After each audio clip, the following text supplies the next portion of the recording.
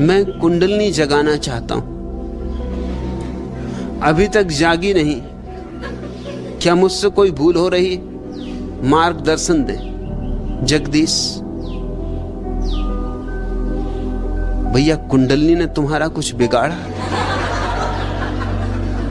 सोई है बेचारी को सोने दो, काहे पीछे पड़े हो? तुम्हें और कोई काम नहीं?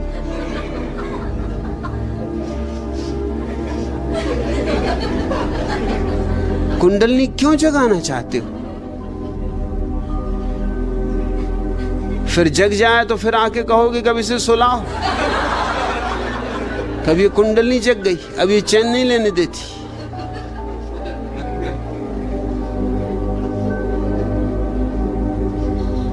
शब्द सुन लिए, और शब्द सुन लिए हैं तो शब्दों के साथ वासना जुड़ जाती। कुंडलनी जगाने की भी कोई जरूरत नहीं है। कुंडलनी जगाने का भी एक शास्त्र है, लेकिन उससे गुजरना आवश्यक नहीं। जीसस बिना उससे गुजरे पहुंच गए, बुद्ध उससे बिना गुजरे पहुंच गए, महावीर पहुंच गए। उस रास्ते से जाना आवश्यक नहीं, और उस रास्ते से जाना खतरनाक भी है।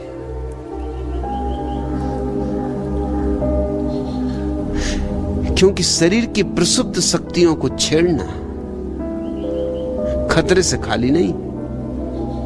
अच्छा तो यह है कि उन्हें बिना छेड़े गुजर जाओ।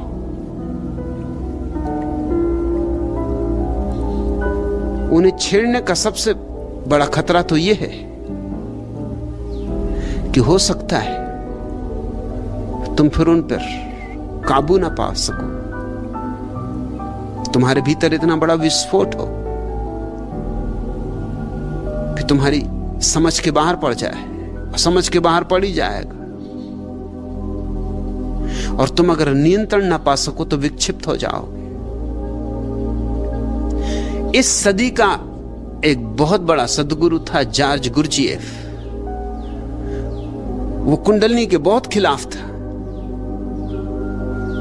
खिलाफत के कारण वो कुंडलनी को उसने नया नाम ही दे दिया था, कुंडा बफर।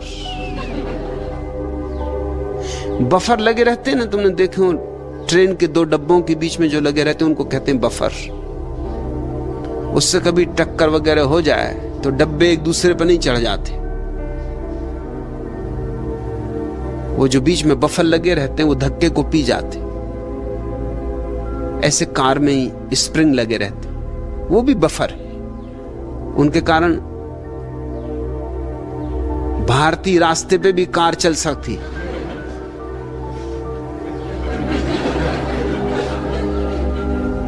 नहीं तो पूना से बंबई ही नहीं पहुंच सकते, और दूर की तो बात छोड़ो।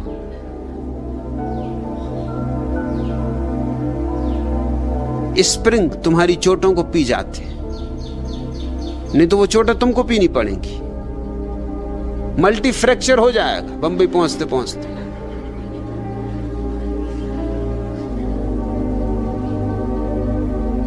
उतरोगे नीचे तो घर के लोग ही नहीं पहचान पाएंगे कि तुम ही हो।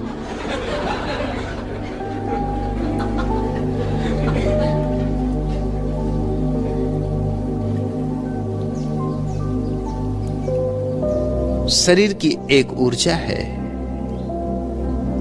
जो शरीर और आत्मा के बीच बफर का काम करती।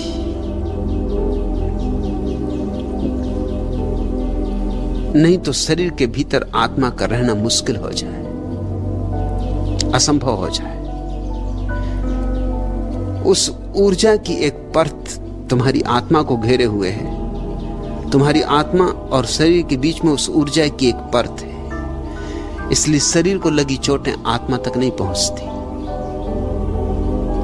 इसलिए शरीर जवान हो, बूढ़ा हो, जिए मरे, कोई घटना आत्मा तक नहीं पहुंचती।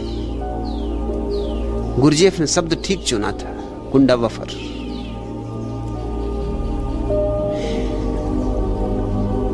इसको जगाने की कोई जरूरत नहीं। इसका काम भली भांति हो रहा है। इसे जगा के भी स्वयं तक पहुंचा जा सकता है, लेकिन वो नाहक की झंझटें मोल लेनी। वो ऐसे जैसे वो कान अपना उल्टे घूम के सिर के पीछे से पकड़ने की कोशिश करे, कोई प्रयोजन नहीं। मगर योग की बहुत सी प्रक्रियाएं उल्टी हो गई इसलिए कठिन अहंकार को बहुत जचता है। सिर के बल खड़े तो बहुत जचता है, जैसे कोई महान कार्य कर रहे हैं।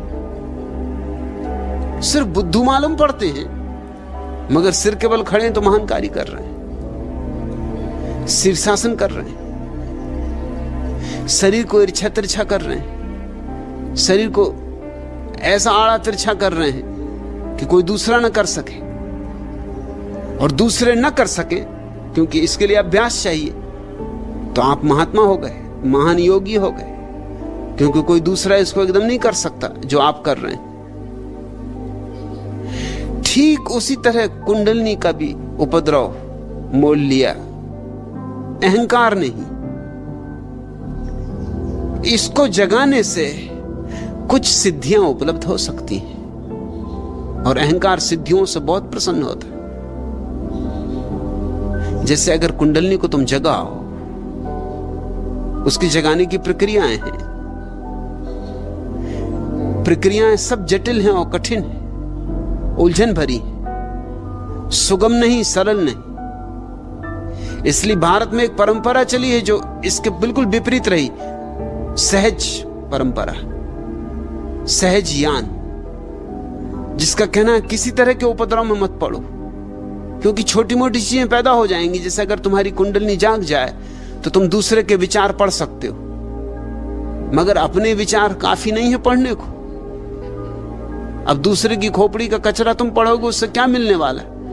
अपनी खोपड़ी में ही काफी भरा है, इससे ही तो निपट नहीं पा रहे हो कि अब दूसरों के विचार पढ़ोगे। हां, थोड़ा बहुत चमत्कार लोगों को दिखाने लगोगे तुम। जैसे कोई आया और उसने पूछे नहीं कि समय कितना, और तुमने बता दिया कि 9:30 बजे, तो वो चौंकेगा एकदम, क्योंकि पूछने आया था कि कितना बजा है। मगर इसका सार क्या है? पूछ ही लेने देते, क्या बिगड़ रहा था? इसके लिए कुंडलिनी जगाई, और कुंडलिनी जगाने में वर्षों लगेंगे, और ये काम तो क्षण भर में हो जाता। उसको पूछना था तो पूछ लेता। रामकृष्ण के पास एक आदमी आया जिसकी कुंडलिनी जग गई थी। वो बोला कि मैं पानी पे चल लेता हूं। कुंडलिनी जग जाए तो पानी पे चलने की संभावना है, क्योंकि कुंडलिनी तुम्हें पृथ्वी के गुरुत्वाकर्षण से तोड़ दे सकती है, मगर खतरे भी हैं उसके, क्योंकि पृथ्वी के गुरुत्वाकर्षण से टूट गए तो तुम्हारे शरीर की बहुत सी प्रक्रियाएं अस्त व्यस्त हो जाएंगी, जो कि गुरुत्वाकर्षण से बंधे होने के कारण ही व्यवस्थित। वो आदमी पानी पे चल लेता था। उसने रामकृष्ण को आते से चुनौती दी कि तुम बड़े परमहंस, लोग कहते महात्मा, अगर हो महात्मा तो आओ, चलो गंगा पर, मैं पानी पे चल सकता हूं। रामकृष्ण ने कहा कि बहुत बढ़िया। कितना समय लगा पानी पे चलना सीखने में? उसने कहा 18 साल लगे। रामकृष्ण का हद हो गई, मुझे तो जब उस पार जाना होता 2 पैसे में पार चला जाता। 2 पैसे का काम 18 साल में तुमने किया, और ऐसे मुझे ज्यादा जाना भी नहीं पड़ता, कभी 4-6 महीने में एक दफा। सो साल में समझो कि एक 4 पैसे का खर्चा है। 18 साल में समझ लो कि 1 रुपये का खर्चा है। 1 रुपये के पीछे 18 साल गंवा दिए। भैया तू होश में है? और पानी पे चल के करेगा क्या? सब घूम फिर के फिर यहीं आ जाएगा।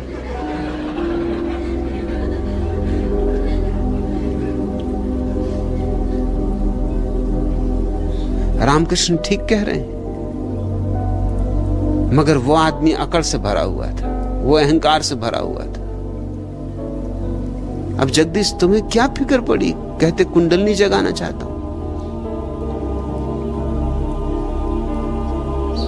कुंडलनी तुम्हें सिद्धि देगी, ये तो सिर्फ एक संभावना है। ज्यादा संभावना तो यह है कि विक्षिप्तता देगी। इसलिए तुम अनेक साधु सन्यासियों को पागल होते देखोगे, और पागल हो जाने का कारण क्या होता है? उन्होंने जीवन का जो सहज क्रम है उसको तोड़ दिया।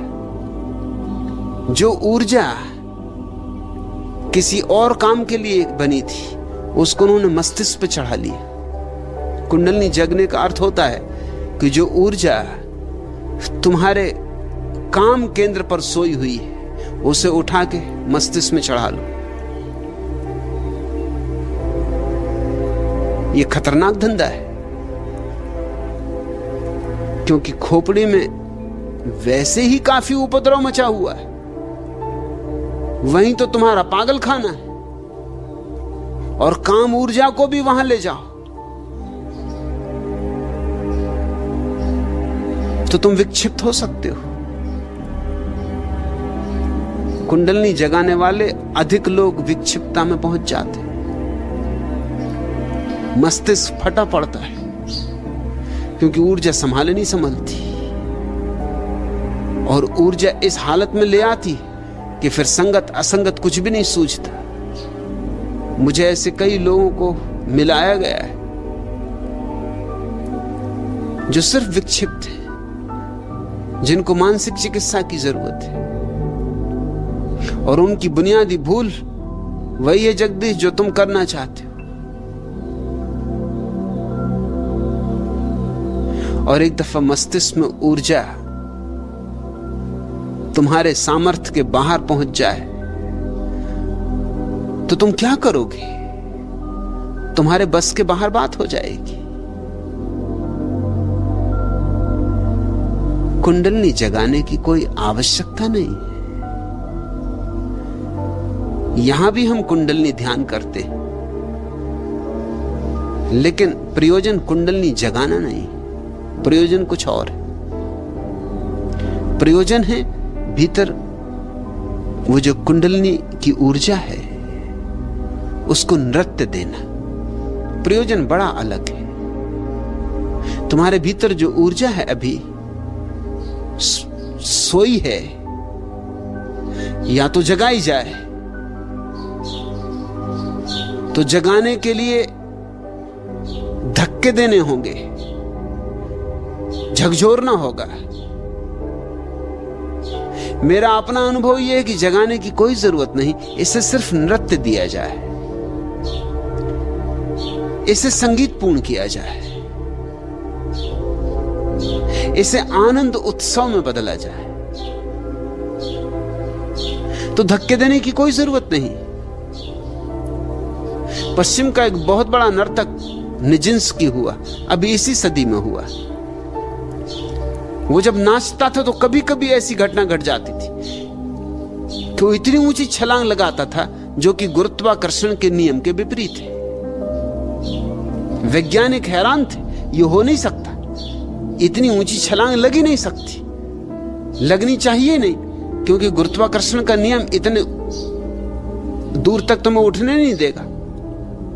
और भी चमत्कार की बात थी वो ये कि जब वो इतनी ऊंची छलांग लगाता था और वापस लौटता था तो इतने आहिस्ते लौटता था जैसे कि कोई पक्षी का पंख आहिस्ता आहिस्ता डोलता डोलता हवा में तैरता तैरता नीचे आ रहा हो। वो भी बिल्कुल उल्टी बात है। गुरुत्वाकर्षण एकदम से खींचता है चीजों को, जैसे कोई पत्थर गिरे, ना कि कोई पंख। निजिंस्की से जब भी पूछा गया कि तुम कैसे करते हो, तो वो कहता कि ये मैं खुद भी सोचता हूं, लेकिन मैं करता हूं ये बात ठीक नहीं है, ये हो जाता। मैंने जब भी करने की कोशिश की तभी ये नहीं हुआ। करने की मैं कई दफा कोशिश कर चुका, क्योंकि इसका एकदम चमत्कार की तरह प्रभाव पड़ता, एकदम सन्नाटा छा जाता, दर्शक एकदम विमुक्त हो जाते, एकदम सांसें रुक जाती लोगों की, समझ में नहीं आता क्या हुआ। और मुझे भी बड़ा आनंद आता, अपूर्व आनंद आता, एकदम भीतर शांति हो जाती, जैसे नहा गया भीतर, जैसे आत्मा नहा गई। मगर जब भी मैं करने की कोशिश करता हूं ये नहीं होता। ये कभी कभी होता है जब मैं करने की कोशिश में होता ही नहीं, जब मैं नाच में लीन होता हूं, ऐसा लीन होता हूं कि मेरा अहंकार बिल्कुल मिट ही जाता है, तब ये घटना घटती। तो अब तो मैंने करना छोड़ दिया, निजिंस्की कहता था। अब तो जब ये घटता है नहीं, घटता नहीं घटता। एक सूत्र मेरी समझ में आ गया है कि ये किया नहीं जा सकता, सिर्फ घट सकता है। और घटने का अर्थ है कि मेरा अहंकार लीन हो जाए तो बस कुछ रहस्यपूर्ण ढंग से ये घटना घटती है। निजिंस्की अनजाने उस अवस्था में पहुंच रहा था जिसमें मैं कुंडलनी ध्यान के द्वारा तुम्हें ले जाना चाह रहा हूं। कुंडलनी ध्यान का वही प्रयोजन नहीं जो सदियों तक रहा है। मेरे हिसाब से हर चीज का मैं प्रयोजन बदल रहा हूं।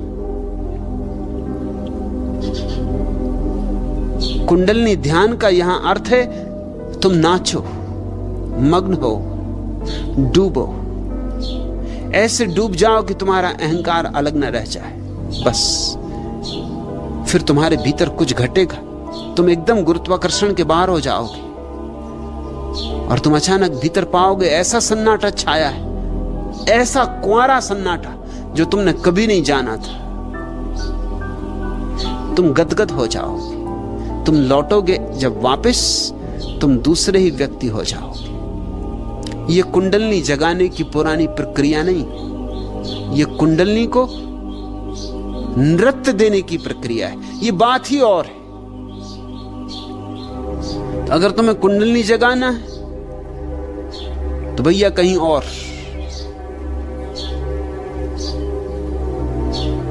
अगर कुंडलनी को नृत्य देना है तो यहां यह घटना घट सकती है। और फासले बहुत हैं।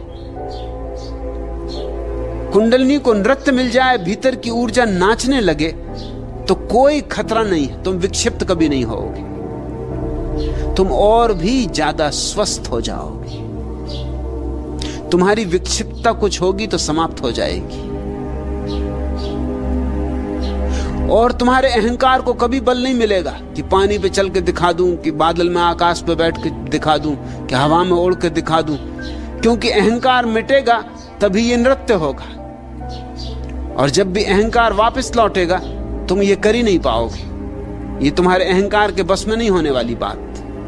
कुंडलनी जगाने की जो प्रक्रियाएं हैं वो तुम्हारे अहंकार को भर सकती, ये प्रक्रिया तुम्हारे अहंकार को मिटाती, पहुंचती। पतंजलि ने जब सूत्र लिखे थे उस समय को 5000 साल बीत गए।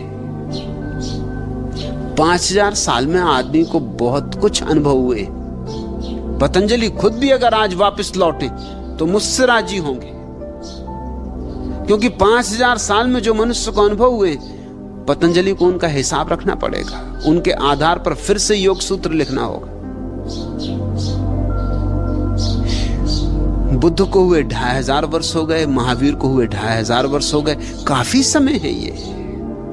दुनिया बैलगाड़ी से जेट विमान तक पहुंच गई। मनुष्य वैसा ही नहीं रहा जैसा था। और इस बीच हमने जो अनुभव किए, उन अनुभवों ने हमें बहुत कुछ सिखाया है। मैं जो भी ध्यान की प्रक्रियाएं दे रहा हूं वे अधुनातन है। अगर पुरानी प्रक्रियाएं भी उपयोग कर रहा हूं तो उनमें से उस सब को काट दिया है जिनसे तुम्हें खतरे हो सकते हैं, और उस सब को जोड़ दिया है जो कि इन 2500-3000 5000 सालों के अनुभव से जोड़ा जाना चाहिए। यह एक अभिनव प्रयोग हो रहा है। अगर शब्द मैं पुराने भी उपयोग कर रहा हूं, क्योंकि शब्द तो पुराने ही हैं, सभी शब्द पुराने, कोई ना कोई शब्द उपयोग करना होगा, तो भी मैं उनको अर्थ अपने दे रहा हूं। पुराने शब्दों के वृक्षों पर अपने अर्थ की कलमें लगा रहा हूं। इसलिए तुम मेरे शब्दों को ठीक पुराने अर्थों में मत लेना।